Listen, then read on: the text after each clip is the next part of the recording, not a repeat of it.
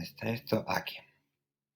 Muy bien, entonces vamos, ya os digo, voy a ir buscando actividades de, primero, vamos a buscar actividades de 2 puntos, que son en general las llamas de conceptos, pero bueno, son actividades en las que más que relacionar, tenemos que un poquillo, son actividades de vomitar lo que sabemos un poquito, ¿no?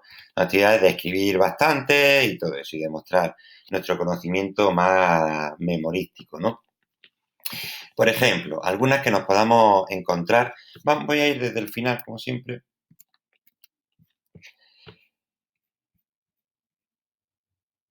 Buscamos sobre todo, pues eso, actividades que no tengan imagen, porque en el primer bloque no nos van a poner ninguna imagen, ¿de acuerdo? Bueno, tenemos aquí, por ejemplo, ya sabéis, las puntuaciones no suman el 2 porque son trocitos de otras preguntas y tal, o un apartado de una pregunta más completa, pero vamos a ver algunas que son típicas y es que no van a sorprender ninguna de las que nos encontremos en el bloque 2.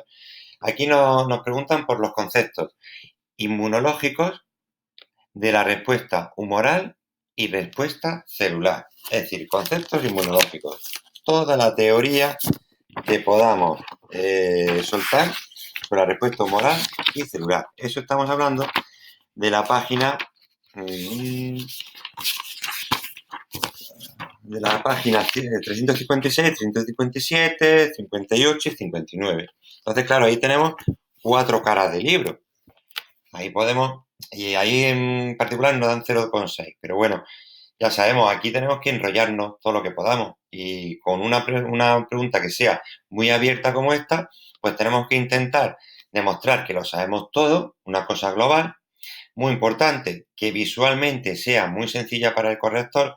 Os lo voy a repetir muchas veces, pero es que tenemos que pensar en eso porque dependemos de ellos, que los correctores van a estar muy quemados este año por el tema de tener muchos modelos. Cada niño va a soltar un modelo distinto. Entonces, pues tenemos que procurar que ese corrector, que ojalá pudiese esa persona tener todo el tiempo del mundo para nuestro examen, pero a lo mejor no lo tiene, pues vea rápidamente que se van metiendo todos los conceptos.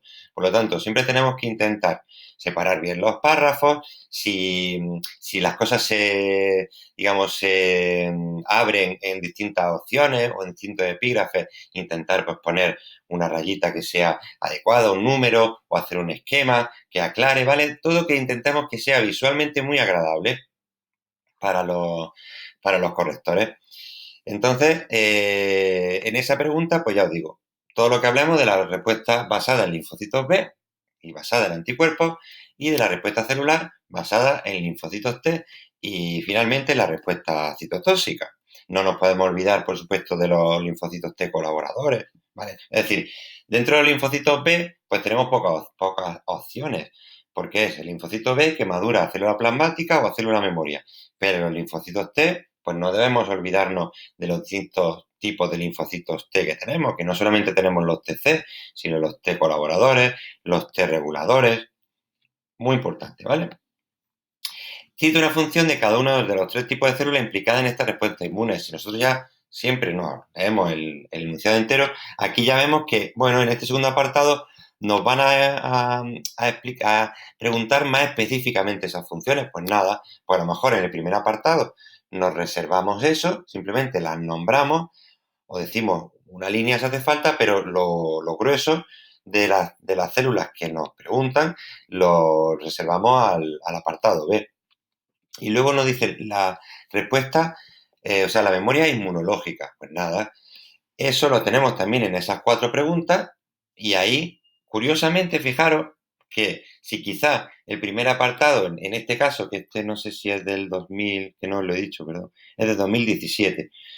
En este caso, digamos que en la primera pregunta, el primer apartado, que es muy general y que podríamos escribir, yo qué sé, muchas caras, vale menos que el apartado en el que nos preguntan por la memoria inmunológica, que es algo más específico y que quizá nos vaya a implicar menos caras, ¿no? Menos líneas.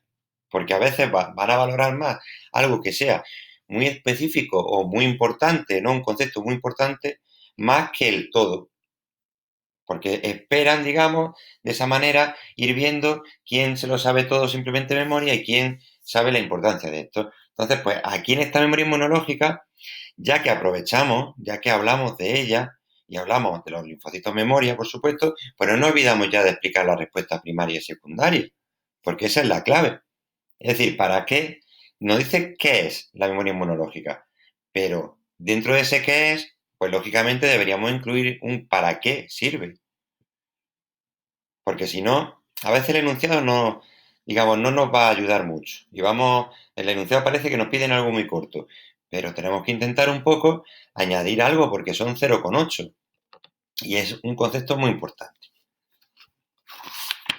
¿Tenéis alguna dudilla sobre la memoria inmunológica o sobre la respuesta primaria o secundaria? Si hay algo que se os ocurra. No, no. Esta es la parte, digamos, más. Entonces vamos a irnos a preguntas de un punto, de estas de razonamiento, para que, bueno, veamos un poquito qué nos podemos encontrar. Dentro de ese mismo año, en otra de las opciones, parece que tenemos otra pregunta, pero esta de un punto. Dice que tenemos dos pacientes infectados por el virus del ébola. Al paciente A se le ha inoculado suero sanguíneo de pacientes que han superado la enfermedad causada por este virus, mientras que al paciente B se le inocula un medio conteniendo partículas muertas del virus. Entonces, nos dice, indique cuál de los dos tratamientos será más adecuado. Esta, como tenemos aquí los criterios de corrección, no sé si lo habéis ido mirando, pero la comentamos directamente. Ahora la siguiente os la voy a preguntar para que la penséis vosotros. Ese paciente ya ha sido infectado por el virus. Eso ya ha pasado. Entonces, de las dos opciones, cuando ya ha pasado el contagio, en general, de las dos opciones siempre se va a elegir el suero, porque el patógeno ya está dentro del organismo. Entonces, si nosotros le metemos una vacuna, que es el B, lo que pasa es que ese paciente tiene que pasar la respuesta primaria para que la vacuna haga efecto. Entonces, si él ya está contagiado, es lo que necesita, el paciente necesita una respuesta inmune que se parezca a la secundaria, que solo permite un suero porque nosotros le metemos un chorro de anticuerpos, los anticuerpos hacen su función contra el virus del ébola y en principio el sistema inmune del paciente mientras pues va generando una respuesta primaria. Con eso que conseguimos una respuesta más rápida, porque si le metemos la vacuna, ya os digo, hay que esperar primaria y mientras ya la infección está ya a tope. Por no hablar de que a lo mejor la propia reacción de la vacuna puede empeorar un poquito la enfermedad. Yo quería también preguntar otra cosilla. ¿Y cuál es el problema, digamos, cuál es la desventaja del suero frente a la vacuna? ¿Cuál se os ocurre? No, no en este caso, sino en general.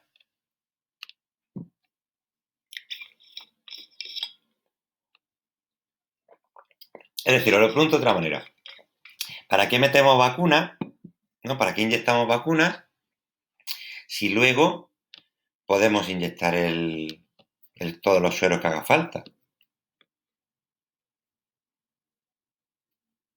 Dime, perdona, que se te ha cortado. ¿Y por qué no nos esperamos que nos dé la enfermedad y metemos el suero y ya está?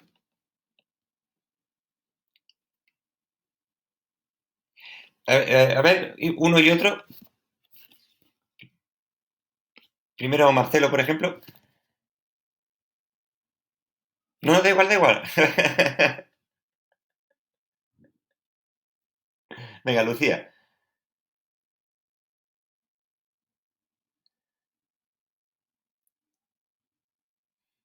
Sí,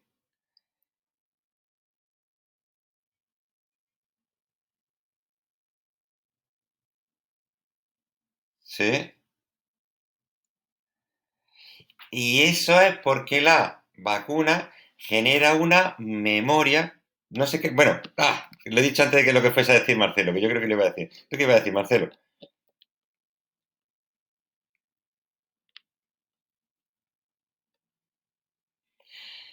Más anticuerpos. Es decir, vosotros queréis decir los dos lo mismo, que la ventaja que tiene la vacuna es que nos genera una memoria inmunológica, mientras que el suero no. Es decir, nosotros cuando vacunamos, por ejemplo, nos vacunamos frente al virus de la viruela, que Ya lo hemos comentado. Habéis visto imágenes, ¿verdad?, de cómo estaban los niños con la viruela, ¿verdad? No sé si lo he puesto alguna vez. No, la viruela era muy mala.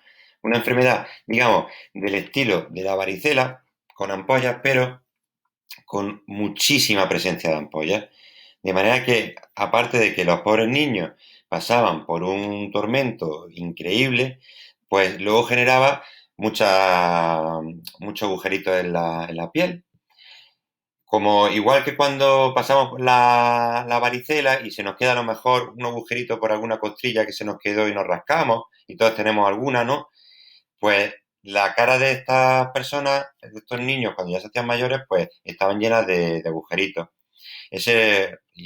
Digamos, son una enfermedad además que causaba muchos problemas de muerte en su momento y tal, ¿vale? Pues este virus nosotros lo tenemos contenido gracias a una vacuna que se pone de pequeñito. Pues claro, ¿cuál es la ventaja? Que en el momento en el que metemos la vacuna, nosotros ya nos despreocupamos completamente de la viruela porque hemos generado una memoria inmunológica. Así que cada vez que tengamos contacto con el virus, vamos a generar directamente una respuesta secundaria. El problema del suero es que como no genera una memoria, la siguiente vez que tuviésemos contacto con el virus nos volvería a infectar. Porque no tenemos nada de esos anticuerpos que nos metieron, no se nos quedó nada. Porque nosotros no lo hemos generado y por lo tanto no hay células memoria. No hay células que guarden esa información para generar anticuerpos de ese tipo. Entonces, claro, hay enfermedades como la viruela que permiten una vacuna muy efectiva, pero hay enfermedades como, por ejemplo, puede ser la gripe, que tiene una vacuna que tenemos que, digamos, que tiene que introducirse todos los años, porque el virus cambia y todo eso. Entonces, lo que no saben, ¿verdad? Con el COVID, sí, al principio parece que muta poco, entonces con el COVID parece que una vacuna sería bastante efectiva. Venga, pues vamos a encontrar alguna preguntilla de estas también que nos hagan pensar un poquito. Vamos a ver, vamos a coger una de estas que no tengan respuesta. Bueno, tenemos aquí un poquito lo mismo, pero bueno. Es otro apartado del libro, pero que se relaciona un poco con lo que estábamos hablando. Nos dicen ahí que el polen es un cuerpo extraño para el organismo que en personas alérgicas provoca reacciones molestas. ¿Por qué? Un primer contacto con el polen en estas personas puede no provocar síntomas externos que sí se manifiestan tras una segunda exposición. ¿Por qué creéis que será eso? Una primera vez no tenemos alergia y a la segunda resulta que sí.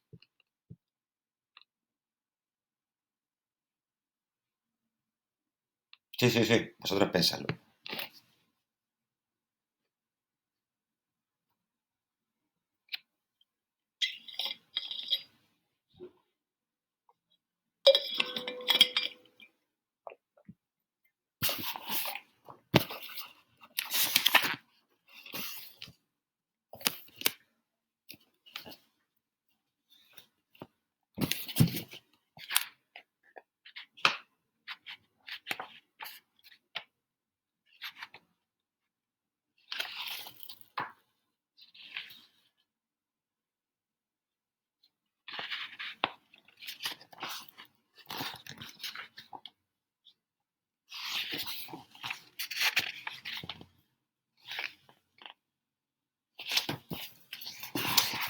Efectivamente, esa es la clave. La primera vez que el organismo tiene contacto con el antígeno, se produce una respuesta primaria. Claro, nosotros ¿en qué contexto estamos? Pues estamos en el contexto de una respuesta inmune exagerada, que es una hipersensibilidad, ¿no? Que es lo que tienen los alérgicos. Entonces, claro, pues la primera vez que tienen contacto con el polen, generan una respuesta primaria que es poco efectiva. Pero ¿qué ocurre? Que cuando se genera la respuesta secundaria, esas personas van a generar inmunoglobulina E. Entonces, esa inmunoglobulina E desencadena toda la respuesta alérgica. Y toda la respuesta alérgica significa que a partir de esa respuesta secundaria, que ya se produce normalmente todo el rato, ¿no? En periodos, por ejemplo, lo que comentábamos, si soy alérgico que lo sois, porque todos ya lo somos, la verdad, a alguna planta, pues en un periodo concreto. Por ese periodo concreto generamos una respuesta secundaria en la que la inmunoglobulina E activa a las células que generan histamina. Recordad que ahí en el libro no habla de las células que producen la histamina, no hablan de los eosinófilos, de los basófilos, pero ya si queréis apuntarlo, no sé si en su momento lo apuntasteis, pero es importante que nos acordemos que los basófilos y sobre todo los eosinófilos son los que ayudan a que se dé la respuesta alérgica. Pero eso lo hacen en el entorno, digamos, en el contexto de la respuesta inespecífica, porque son células. Claro, la respuesta alérgica con síntomas sería una respuesta secundaria, en la cual ya se han producido inmunoglobulina E y se ha desencadenado todo el proceso alérgico. ¿Vale? Entonces se activan los eosinófilos y los eosinófilos producen histamina. Y por eso tenemos que tomar antihistamínicos para frenar los síntomas de la alergia. Y nos preguntan aquí bueno, dice, ¿significa esto que los alérgicos al polen padecen inmunodeficiencia? Eso no tiene nada que ver y por lo tanto pues nos daría la oportunidad de explicar qué es la hipersensibilidad y explicar qué es la inmunodeficiencia. Vale, entonces son en general bastante sencillas. Vamos a... Mira, esta es bastante interesante. Una como esta, digamos que nos la podríamos encontrar en el bloque 3. Todas aquellas que sean un poco visuales, aunque me imagino que también podrías tener el bloque 2, porque en realidad es una tabla. Pero por lo que han dado en el modelo ese, los de la ponencia, pues todas las que son imágenes o gráficos están en el bloque 3. Así que esta, pues, en teoría, por su configuración debería ir en el bloque 3. Es una actividad de relación y al fin y al cabo no tenemos que razonar en sí mismos, sino que tenemos que tener bien claros los conceptos. Entonces aquí dos bloques, un grupo A con el grupo B. No nos dicen a qué se dedica el grupo A y el grupo B, porque imagino que estarán, pues bueno, ordenadas como les den la gana a ellos.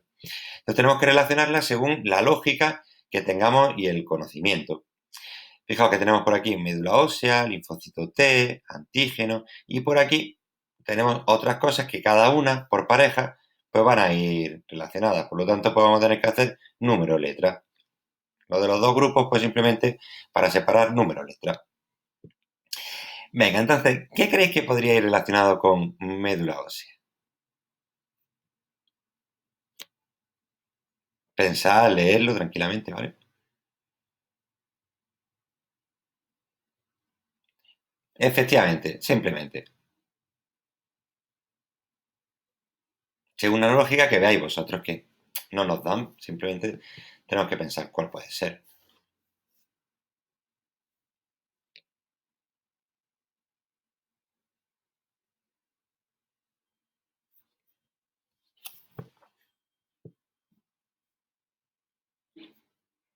Sí, linfocito B, ¿vale? Nosotros tenemos que razonar para ver qué relación podemos tener, pues, ¿qué es la médula ósea? Bueno, pues la médula ósea es un órgano linfoide primario.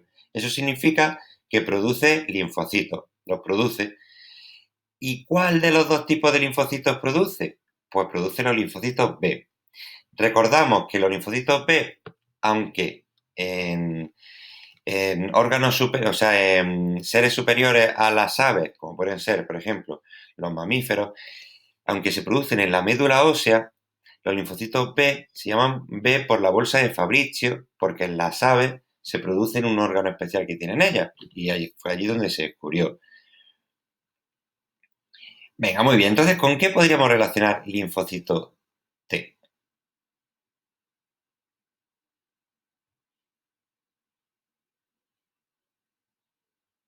Claro, ahora está como cambiado. Nos da la célula y lo relacionamos con su órgano linfoide primario. No he dicho el año, perdona, el año de esto es 2012, que voy pasando aquí de una a otra. ¿Vale? Entonces, muy bien. Luego, antígeno, ¿con qué podríamos relacionar antígeno? Pues podría ser con el macrófago. Hay otra posibilidad también, que se me ocurre por ahí, con, con anticuerpos. Tendríamos ahí dos dudas. En esos casos, porque claro, estas preguntas de relación, precisamente la gracia, el truco, la maldad que tienen, es que hay ciertas relaciones también con otros miembros del otro grupo. Por lo tanto, podríais dejar esa para después y ver si hay otra que se acerque más a una de esas dos opciones con las que podríamos hipotéticamente dudar, ¿no? Entonces vamos a seguir haciéndolo. Por ejemplo, la piel. ¿Con qué podríamos relacionar la piel? Primera línea de defensa. Es una barrera externa. Y entonces tenemos y nos encontramos ahí, fagocitosis. Es macrófago. Ahí vamos. Entonces ya la duda que teníamos antes nos la quitan, porque sabemos que esta relación es más fuerte. Venga, alergia con el polen, por ejemplo. La activación no nos dicen de qué, pero tendríamos, bueno, que pensarla o dejarla para después.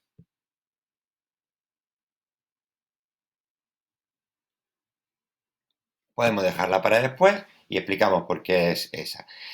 Tenemos SIDA como la siguiente. Ahí vamos, efectivamente. Luego una inmunidad activa con la vacuna. Y luego tenemos un suero que es una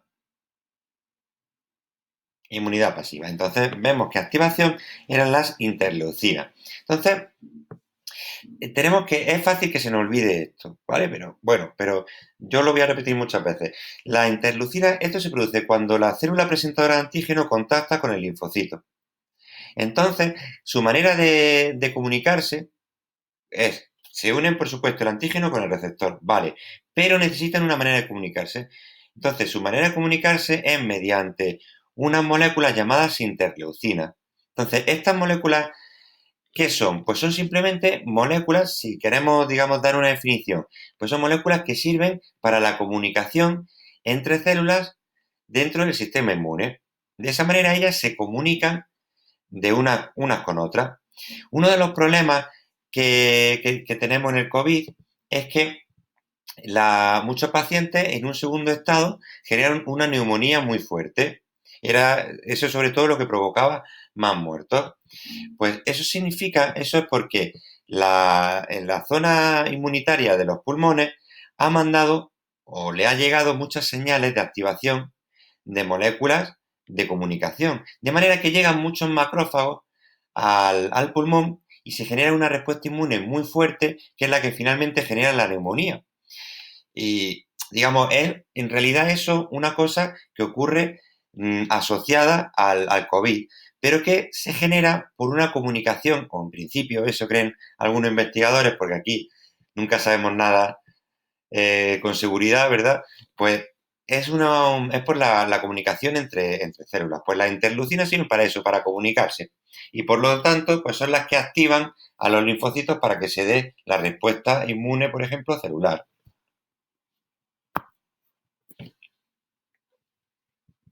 Venga, muy bien. Vamos a coger otro también de... Bueno, este es interesante, sí. Esta sería del bloque 2 de razonamiento. Nos comentan ahí que según el sistema AB0, que lo hemos visto en profundidad, los individuos con sangre del grupo AB presentan en la superficie de sus glóbulos rojos antígenos tipo A y antígenos tipo B, mientras que los individuos con sangre del grupo 0 no presentan estos antígenos. No presentan ni A ni B. ¿Por qué en el caso de las transfusiones sanguíneas a los individuos con sangre del grupo AB, estos, estas personas son consideradas receptores universales, mientras que los del tipo 0 son donantes universales? ¿Por qué creéis que será?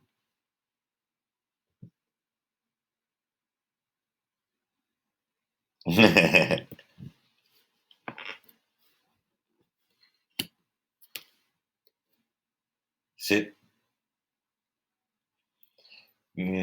Cuando, claro, efectivamente, por ahí van desde luego por ahí van los tiros. Como tiene esos antígenos, no los rechaza. Es decir, su sistema inmune está preparado para ver antígenos A y antígenos B. Entonces, si le damos antígenos A, le vienen bien. Si le damos antígenos B, le vienen también bien, porque está acostumbrado a los dos. ¿Y por qué lo del tipo cero será un donante universal? Por ejemplo, Marcelo, antes que se ha quedado sin hablar, el pobre.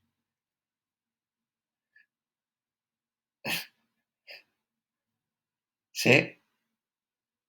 Claro, efectivamente. Entonces, al no tener antígenos, si se lo metemos a una persona con un sistema inmune acostumbrado, por así decirlo, preparado para antígeno B, pues perfecto para él, porque como no tiene antígeno A, pues sin problema. Si se lo damos a uno del tipo A, pues también perfecto, porque como no tiene antígeno B, a ellos lo que les importa es que esté el antígeno que a ellos reconocen y que no esté todo aquel antígeno que ellos no reconocen. Si no existe, si no está ahí, pues perfecto para ellos.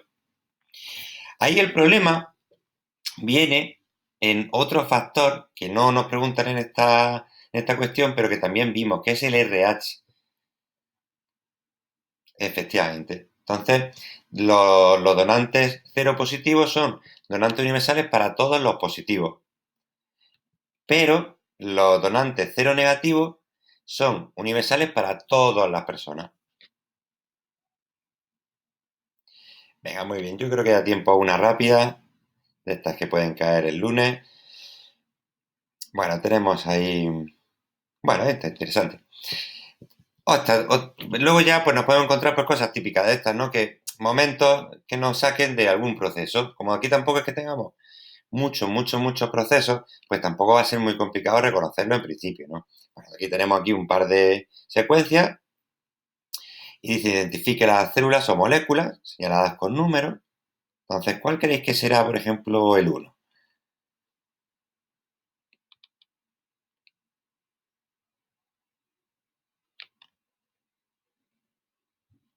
Dime, perdón. Sería como si nos señalan al bichejo en general, pues yo personalmente yo diría que ahí tenemos a la célula patógena que va a tener antígenos capaces de desencadenar una respuesta inmune. Sí, efectivamente, los antígenos son como componentes de su membrana o de su pared. Efectivamente, como que el antígeno, imaginaros, tenemos una persona que tiene dos brazos, pues el conjunto es la persona y los dos brazos son una parte, pues esto es igual, el patógeno es todo y el antígeno es una parte. Muy bien, ¿y el 2 qué será con esa pinta que tiene? Claro, tenemos ahí anticuerpos y tenemos ahí una célula 3 que bueno, en principio, así, vista, pues podría ser cualquiera, pero en la siguiente, digamos, escena, pues la vemos haciendo lo suyo. ¿Qué crees que será? Un macrófago, que lo que se dedican a hacer fagocitosis. En el primero dice el proceso, nombre el proceso que transcurre en la imagen de la derecha, que bueno, es la fagocitosis y tal y cual. Me interesa más que nos pregunten por aquí. Dice, explique lo que sucede desde que la célula número 1 queda recubierta por las partículas número 2 hasta que es incorporada totalmente por la célula. Entonces, este proceso en el que estamos aquí nosotros delante es la opsonización. Es decir, ya a partir de ese apartado tenemos que tener claro por dónde tienen que ir los tiros, porque pues aquí nos podemos perder un poco. Entonces, lo que nos está preguntando es por ese proceso en el cual los anticuerpos vuelven a los antígenos como más apetecibles para los macrófagos. Los marcan como patógeno asegurado y el macrófago va directo, porque sabe ya algo, le dice que esa célula que está llena de anticuerpos, pues es algo que se tiene que comer. Entonces, ahí nosotros tenemos que explicar la opsonización y reservarnos la importancia o gran parte de su función, digamos, para después. Entonces, tenemos que explicarla. Eso lo teníais en la página, vamos a ver, ¿en qué página teníamos eso? Que teníamos una tablita con los cuatro tipos, la 354, en la 354. Entonces, teníamos ahí la opsonización, que si os fijáis, es este mismo proceso que tenemos aquí representado. Entonces los anticuerpos lo vuelven más atractivo y el macrófago lo fagocita. Y tenemos que explicar la importancia. Entonces, la importancia, ahí tenemos que echarle un poquito de literatura, porque claro, eso, digamos que fijaros en qué poquito está explicado. Así que, ¿qué importancia puede tener? Pues bueno, la primera importancia que tiene es que va a acelerar, va a facilitar la respuesta inmune inespecífica. No he dicho el año de este por si queréis apuntarlo. Estamos en el año, espera que estoy aquí yo, en el año 2011. Entonces, la importancia es esa, que va a acelerar la respuesta inespecífica, porque los macrófagos van a actuar más rápido. Pero además tiene una gran importancia, porque este macrófago que acaba de fagocitar al patógeno va a coger estos antígenos y se los va a colocar en su membrana en el complejo mayor de histocompatibilidad 2. Entonces ese antígeno se lo va a presentar a una célula colaboradora, a una célula T colaboradora, o a una célula o a un linfocito B, por ejemplo. Entonces, si se lo presenta, o un linfocito T, si se lo presenta, lo que va a ocurrir es que se va a desencadenar la respuesta inmune específica. Por lo tanto, la importancia que tiene es acelerar la respuesta inespecífica y además servir para activar después la respuesta específica. ¿Eso más o menos ha quedado clarillo? Vale, pues ya está. Simplemente eso. Si os fijáis, son respuestas muy concretas en general y cuando son abiertas, pues podéis un poco coger lo que buenamente sepáis mejor. Por lo tanto, no va a ser un examen difícil, el del lunes. Pero sí os recomiendo que os miréis aquí algunas y os detengáis sobre todo, por supuesto que repaséis, pero que os detengáis en las que sean de pensar, en las de un puntillo, ¿vale? Para que no os pille yo el lunes desprevenido. ¿Vale? Venga, pues ya está. Pues si tenéis cualquier duda, me escribí allá, claro. Hasta luego.